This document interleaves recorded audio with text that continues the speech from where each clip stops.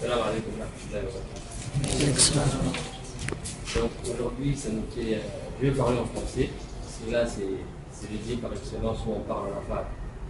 Donc je vais vous parler en français, parce que c'est la langue nationale.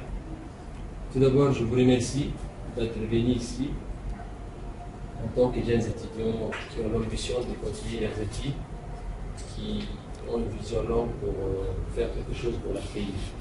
Donc, en tant qu'Afalpen, nous étions toujours une association qui accueille les jeunes.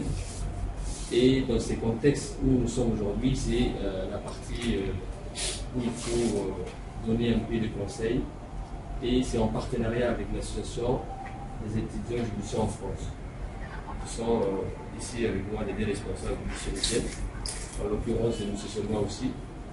Donc nous avons fait cela, ce partenariat depuis 4 mois. Ils avaient essayé de travailler avec nous pour que nous, en tant qu'une organisation qui a des antennes universitaires, dont M. Omar nous a parlé, parce qu'il est notre représentant, il est notre coordinateur à l'université pour la langue afar. Donc dans ce contexte, nous devons remercier d'abord aussi l'association qui est passée par notre organisation pour transmettre ces messages.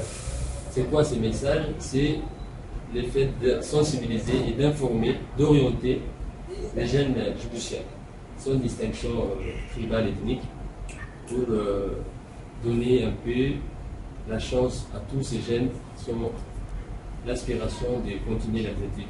Parce qu'à ce jour, moi si nous on vous parle de notre époque, lorsqu'il y avait l'école universitaire, on n'avait pas la chance des jeunes étudiants en France qui nous guidaient. C'était juste, tu trouves ta licence, tu sors ou tu restes à l'université. Maintenant, il faut remercier et il faut reconnaître aussi à l'association des étudiants à l'EDF de vous avoir donné cette chance. J'espérais qu'il y aurait plus de monde que c'est là, parce que l'université, il y a plus de 7000 étudiants. Peut-être que le message n'est pas passé comme on l'attendait, mais on espère une deuxième fois refaire ce genre de choses au cours des mois de mai, lorsque certains seront intéressés.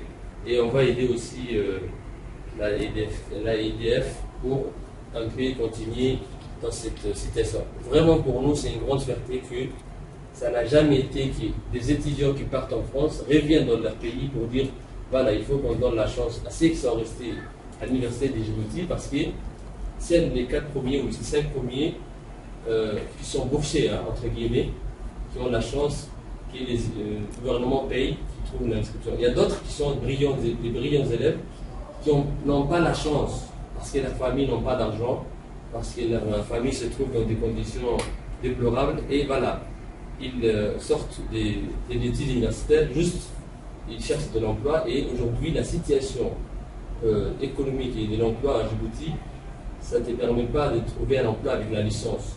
Parce que d'abord, on te demande une expérience professionnelle de travail de 5 ans, et aussi avec l'explosion du marché d'emploi, le chômage, on se trouve dans une situation difficile. Donc, maintenant, aujourd'hui, c'est une grande chance. Je vous dirais, l'ouverture des mots, c'est nous félicitons d'abord notre organisation AEDF, et qui est sans distinction. Là, c'est une nouveauté. Ils reviennent dans leur pays, ils disent voilà, on veut guider nos amis qui sont restés derrière nous. Alors qu'à l'époque, ceux qui partaient avant nous, ils ne revenaient plus vers nous, ils reviennent pour gagner de l'emploi. Ceux qui sont restés derrière eux, on les oublie. Donc, il faut les applaudir depuis cette fois.